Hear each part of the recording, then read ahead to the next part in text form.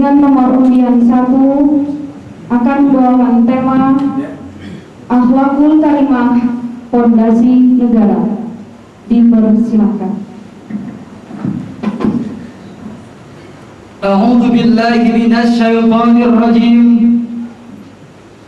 Bismillahirrahmanirrahim. Wa ucok jualan opak, mata juli kepala otak.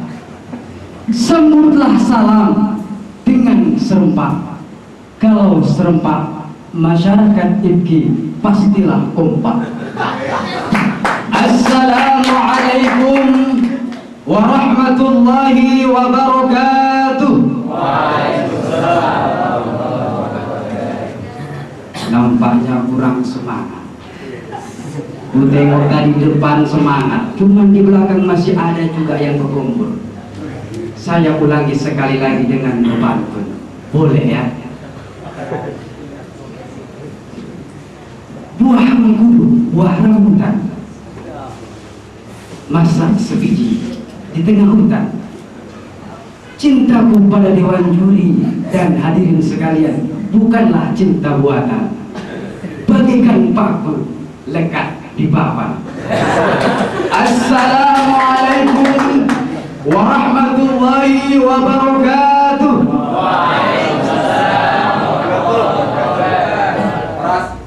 Alhamdulillah, alhamdulillahi rabbil alamin, wal aqibatu lil muttaqin, wala udwana illa 'alal zalimin.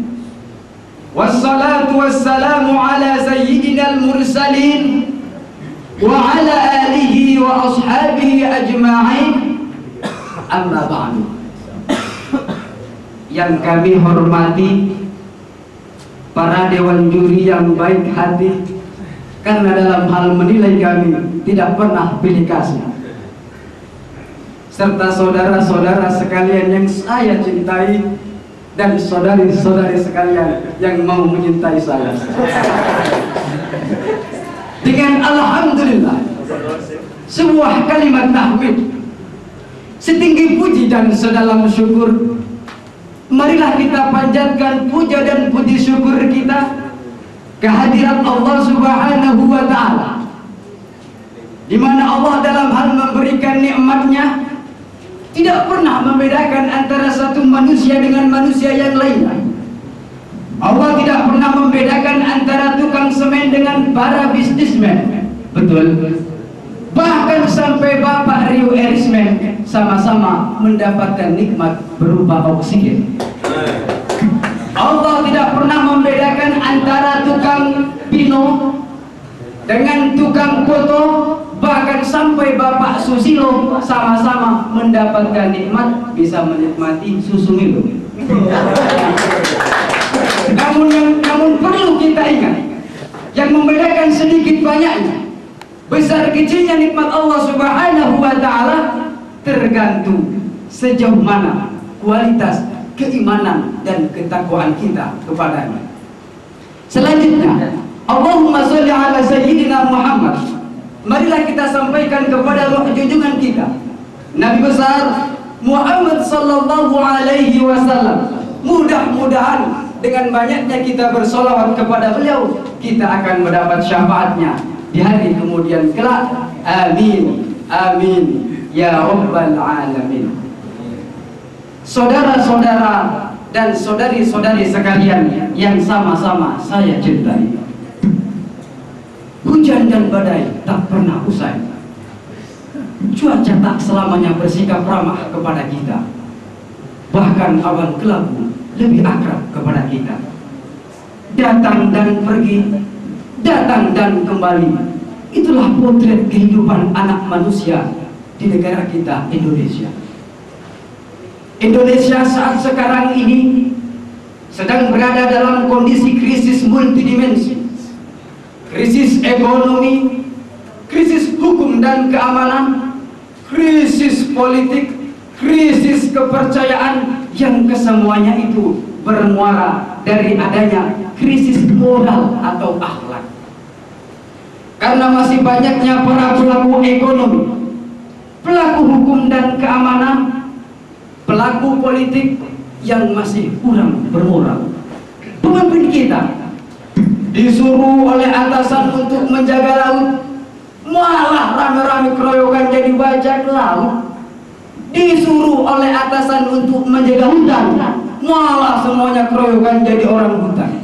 Yang kesemuanya itu disebabkan oleh moral yang tidak berakhlakul karimah. Maka tepat sekali dalam kesempatan kami kali ini, akhlakul karimah pondasi negara. Itulah tema kami dalam kesempatan kami kali ini. Hadirin yang saya hormati, akhlakul karimah atau moral, saya lebih cenderung kepada pergaulan bebas. Kenapa? Karena moral yang sangat rusak khususnya di kalangan muda-mudi sekarang ini adalah pergaulan bebas. Maka dalam kesempatan kami kali ini, kami membahas atau memprioritaskan masalah pergaulan bebas yang merajalela di kalangan muda-mudi khususnya di negara kita Indonesia. Masalah pergaulan bebas selalu menjadi bahan pembicaraan banyak orang, antara yang membolehkan dan mengharamkan. Mereka yang membolehkan tanpa mengindahkan etika hukum dan agama, demikian pula yang mengharamkannya terlalu berlebih-lebihan. Kedua pendapat ini tidaklah tepat. Lalu bagaimanakah pergaulan bebas dalam pandangan Islam? Mari kita perhatikan sejenak. Dalam Kamus Besar Bahasa Indonesia, kata gaul yang intransitifnya adalah bergaul itu mempunyai arti berteman akrab atau hidup berteman dalam sebuah masyarakat atau berteman akrab. Sebenarnya di dalam Islam tidak ada istilah pergaulan bebas. Kenapa? Sebab secara fitrah manusia memiliki kecenderungan untuk bergaul dalam interaksi sosial yang merupakan sunnah sosial dan kehidupan itu sendiri. Namun setelah masuknya budaya asing ke dalam pergaulan masyarakat muslim yang dibentuk oleh kecenderungan hawa nafsu semata, maka Islam menamakannya pergaulan bebas. Bebas dari apa? Bebas dari tuntunan wahyu, moral, dan fitrah. Lalu bagaimanakah pergaulan bebas dalam pandangan Islam? Mari kita perhatikan sejenak. Hadirin wal hadirat yang saya muliakan, sebagaimana yang saya sampaikan tadi, bahwa pergaulan bebas menjadi bahan pembicaraan banyak orang, antara yang membolehkan dan mengharamkannya. Dalam sebuah buku yang dikarang oleh Rahimuddin Nawawi, judulnya Cinta di Ambang Perkawinan, ada beberapa ciri bahwa pergaulan bebas itu diharamkan.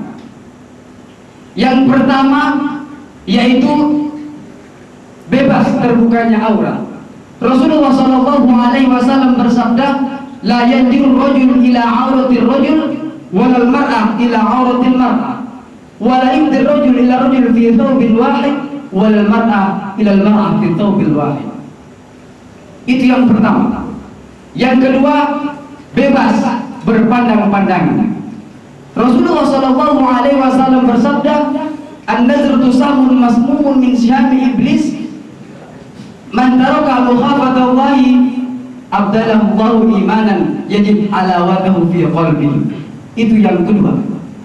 Yang ketiga, bebas bersentuhan.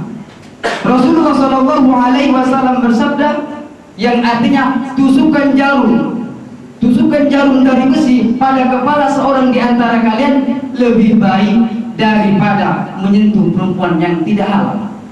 Sedangkan yang keempat, bebas berkata tidak sopan. Dan yang terakhir, berduaan dan mojo atau khalwat. Rasulullah SAW bersabda, la yahwanna rajulun bi imra'atin illa kana thalithuhuma syaitan. Hadirin wal hadirat yang saya hormati, kalau kita perhatikan saat ini, di mana pergaulan bebas merajalela, di kalangan muda-mudi khususnya di negara kita Indonesia. Maka jauh-jauh Allah Subhanahu wa Ta'ala telah meletakkan rambu-rambu pergaulan bebas antara laki dan wanita yang bukan muhrimnya. Dalam hal ini Rasulullah SAW berfirman dalam surah Al-Isra ayat 32 yang akan dibacakan oleh kami berikut ini. A'udzu billahi minasy syaithanir rajim.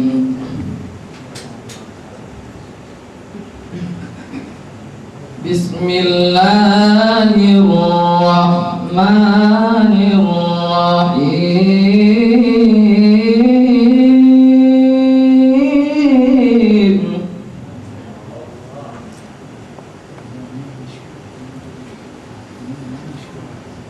Wala taqrabuz zina innahu kana fahishatan wa sa'a sabila. Aku berlindung kepada Allah dari godaan syaitan yang terkutuk dengan menyebut nama Allah yang Maha Pengasih, Maha Penyayang. Dan janganlah kalian dekati zina. Sesungguhnya zina itu suatu perbuatan keji dan satu jalan yang buruk. Hadirin sekalian yang saya hormati, dari ayat yang telah dibacakan oleh qori kami tadi, di mana Allah Subhanahu wa Ta'ala berfirman, "Wala taqrabuz zina." Yang lebih kurang artinya, janganlah kamu mendekati zina. Apa maksudnya? Mengapa dalam ayat tersebut Allah memakai kata "wala taqrabuz zina"? Mengapa kok nggak langsung aja la tazni? Dalam hal ini seorang ulama besar, Abdullah Muhammad ibnu Ahmad al-Ansari al-Qurtubi, di dalam kitab tafsirnya Al-Jami'u li Ahkamil Quran menjelaskan bahwa lafaz la taqrabuz zina yang terdapat pada ayat tersebut lebih mengena dan lebih dalam maknanya dibanding dengan lafaz la tazni. Kenapa? Karena kalau lafaz la taqrabuz zina ada dua hal yang dilarang oleh Allah Subhanahu wa Ta'ala. Apa itu? Yang pertama, segala sesuatu atau sarana yang dapat menyebabkan perbuatan zina. Itu yang pertama. Yang kedua, perbuatan zina itu sendiri. Qaidah usul fiqhnya mengatakan an-nahyu 'anil syai' nahyun 'an wasilatihi. Sedangkan kalau lafaz la taznu hanya satu hal yang dilarang oleh Allah Subhanahu wa Ta'ala, yaitu perbuatan zina itu sendiri.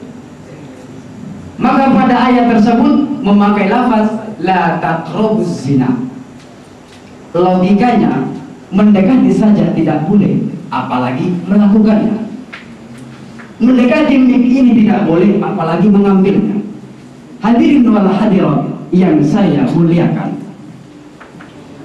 Nah, sekarang ini pergaulan bebas yang merajalela di kalangan muda-mudi khususnya di negara kita Indonesia adalah merupakan salah satu sarana yang dapat menyebabkan lembah perzinahan, pemerkosaan, kasus aborsi, pelecehan seksual dan lain sebagainya.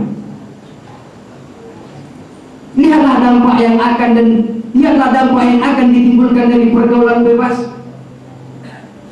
Anda akan mendapatkan jawaban dari angka-angka yang menyeramkan, dari bayi-bayi yang lahir dari hubungan tidak sah.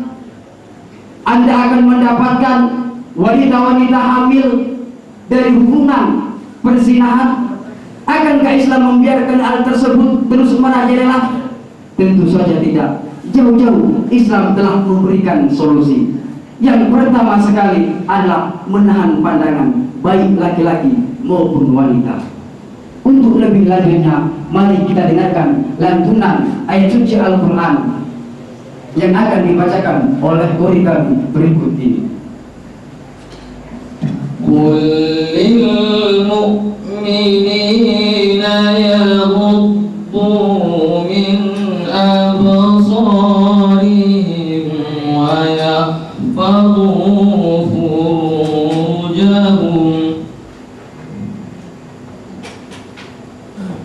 ويحفظوا فروجهم ذلك أزكى لهم إن الله خبير بما يصنعون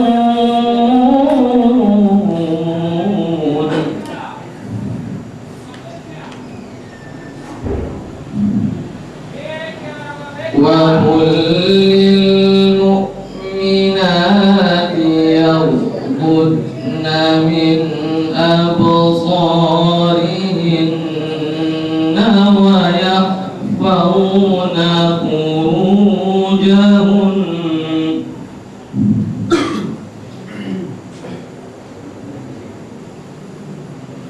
ويحفظن فروجهن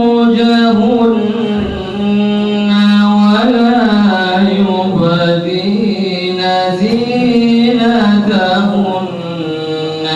إلا ما ظهر منها صدق الله العظيم. Dan katakanlah kepada laki-laki yang beriman, hendaklah mereka menahan pandangannya dan memelihara kemaluannya. Yang demikian itu adalah lebih suci bagi mereka. Sesungguhnya Allah Maha mengetahui apa yang mereka perbuat. Dan katakanlah kepada wanita-wanita yang beriman, hendaklah mereka menahan pandangannya dan memelihara kemaluannya, dan janganlah mereka menampakkan perhiasan kecuali yang biasa nampak darinya. Maha benar Allah dengan segala firman-Nya. Dari ayat yang telah dibacakan kulit kami tadi, setidaknya ada dua hal yang diperintah oleh Allah Subhanahu wa Ta'ala, yaitu menahan pandangan dan menahan kemaluan. Namun dalam ayat tersebut didahulukan ghuddul basar ketimbang ghudul farji. Timbul pertanyaan, dalam hal ini Imam Ali As-Sabuni dalam tafsir Ayatul Ahkam menjelaskan bahwa pandangan diibaratkan sebuah pintu, sedangkan zina adalah isinya. Manakala pintu tertutup rapat-rapat, maka sedikitlah peluang untuk mengambil isinya. Namun manakala pintu terbuka lebar-lebar, maka besarlah untuk mendapatkan isinya. Begitu juga dengan pandangan kita. Manakala pandangan kita terbuka lebar-lebar melihat hal-hal yang haram, maka banyaklah peluang untuk melakukan kesesatan, yaitu zina. Namun manakala pandangan kita selalu kita tahan dari hal-hal yang haram, maka sedikit pula lah peluang untuk melakukan kemaksiatan, yaitu zina. Namun apalah gunanya kalau pandangan kita tahan namun hati tetap kesedia. Makanya Agim selalu bersair atau nyanyi itu lebih diberkesan kepada hati. Apa lagunya? Jagalah hati, jangan kau kotori. Jagalah hati, lentera hidup ini. Jadi hati kita, bukan pandangan kita. Kalau pandangan kita gini, kalau hati tak bersedia pun tak ada gunanya. Itu yang pertama, solusi yang diberikan Islam. Sedangkan yang kedua adalah menikah sedini mungkin. Rasulullah SAW bersabda, ya ma'asyarus syabab, man istata'a minkumul ba'ah fal yakadawaz, fa innahu aghadul basar wa ahsanul farj, faman lam yastati' fa alayhi bisyam fa innahu lahu wija. Karena pergaulan dalam Islam adalah merupakan sunnatullah dan merupakan sunnah para nabi dan rasul, dan dapat menjadi solusi untuk menghindari pergaulan bebas yang merajalela. Itu solusi yang kedua. Dan yang ketiga adalah menanamkan pendidikan agama sedini mungkin. Itulah solusi yang diberikan Islam untuk mencegah dan menghindari pergaulan bebas. Hadirin wal hadirat yang saya hormati, dari apa yang kami sampaikan, maka sebagai kesimpulannya, agar supaya negara kita, agar supaya masyarakat kita mempunyai pondasi-pondasi yang kokoh, maka jangan jauh-jauh, perbaikilah akhlak kita, moral kita. Karena saya teringat dengan sebuah syair yang mengatakan bahwasanya negara itu ditentukan oleh moral bangsanya. Maka manakala moral bangsanya itu rusak, maka rusak pula lah negaranya. Terima kasih atas perhatiannya. Mohon maaf atas kesalahan. Sebelum saya menutup syarahan kami kali ini, nampaknya saya kurang memuaskan saudara-saudara sekalian. Bolehkanlah saya untuk berpantun. 3 kali 3 sama dengan 9. 7 kali 7 sama dengan 49. Kemenanganlah bukan satu tujuan, tapi kalau tak menang ya kelewatan. Wassalamualaikum warahmatullahi wabarakatuh.